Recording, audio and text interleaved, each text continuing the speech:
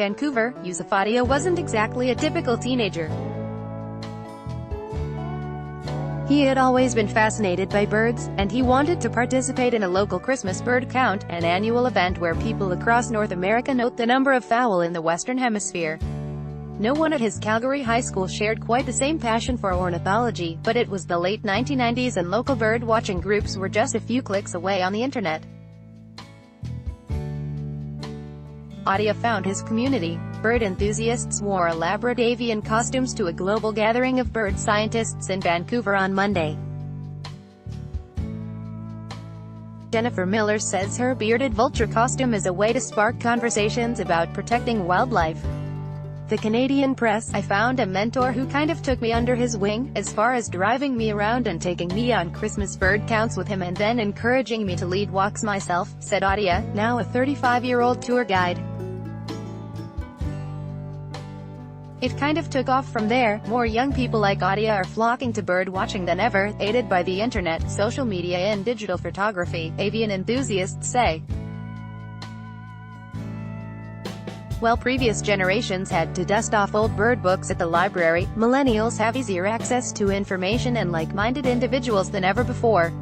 Adia is among the thousands of people who have descended upon Vancouver this week for the International Ornithological Congress, a global gathering of highly respected bird scientists held every 4 years. It is the first time the sought-after event has been staged in Canada since the 1980s, and convener Robert Elner pushed to bring it to British Columbia. Article continued below. It's a sense of incredible pride, not for myself but for Canada, to actually host this. This is a real big endorsement of Canadian science and basically Canadian culture, said Elner, a scientist emeritus with Environment Canada. Read more. Vancouverites flock to Bird Parade, as international conference sets or hipster bird watchers bump bird enthusiast stereotype in Vancouver. 346 bird species in 365 days. How this guy frenetically crisscrossed Ontario to set a record. Adia is among the thousands of people who have descended upon Vancouver this week for the International Ornithological Congress, a global gathering of highly respected bird scientists held every 4 years. The Canadian Press organizers partnered with the inaugural Vancouver International Bird Festival, which is also being held this week and features such millennial-friendly events as fowl-themed improv comedy, a laid-back nature walk dubbed Return of the Hipster Birder, and bird-inspired outdoor yoga. Festival chair Rob Butler has observed the demographics of bird-watching change. Article continued below. It used to be the purview of generally retired people, but it's really becoming much younger. The average age is now in the high 40s, early 50s because the people have a bit of money and can travel, he said.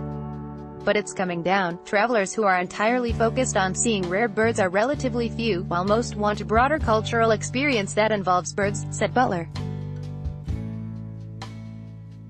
That's why the festival is all about connecting you to culture through birds, he said.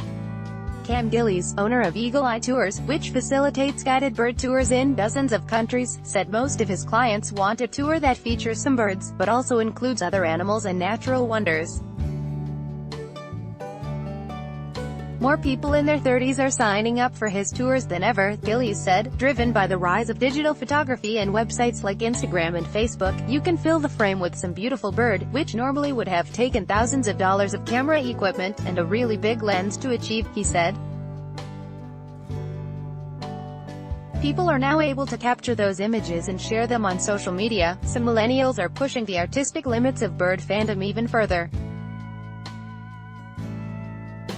Hilary Esdale, 33, and Jennifer Miller, 36, are artists and bird watchers who have created full, lifelike avian costumes, which they wore to the opening ceremony of the Congress on Monday.